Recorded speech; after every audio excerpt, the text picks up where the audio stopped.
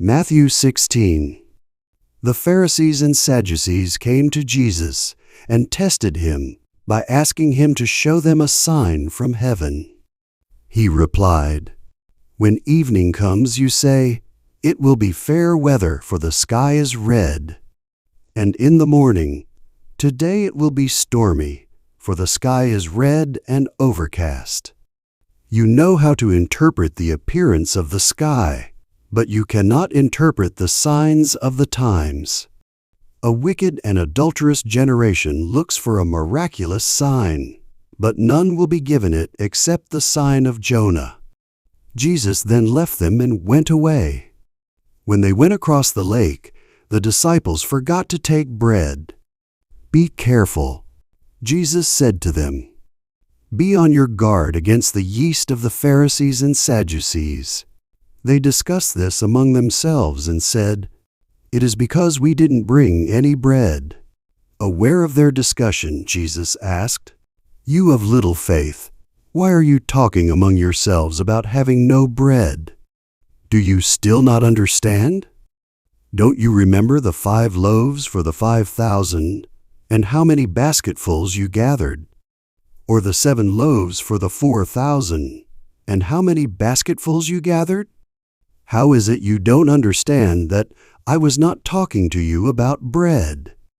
But be on your guard against the yeast of the Pharisees and Sadducees."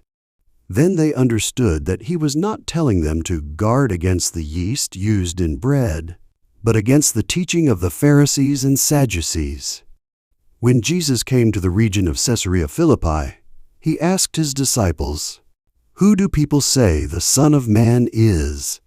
They replied, "Some say John the Baptist, others say Elijah, and still others, Jeremiah or one of the prophets.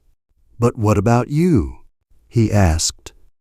"Who do you say I am?" Simon Peter answered, "You are the Christ, the Son of the living God."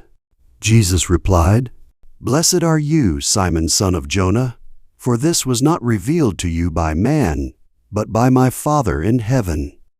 And I tell you that you are Peter, and on this rock I will build my church, and the gates of Hades will not overcome it. I will give you the keys of the kingdom of heaven. Whatever you bind on earth will be bound in heaven, and whatever you loose on earth will be loosed in heaven." Then he warned his disciples not to tell anyone that he was the Christ.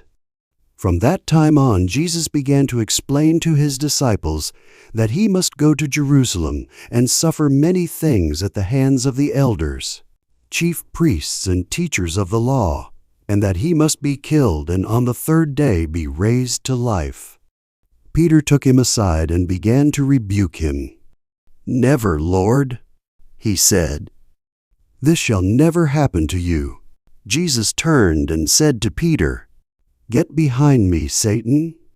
You are a stumbling block to me. You do not have in mind the things of God, but the things of men."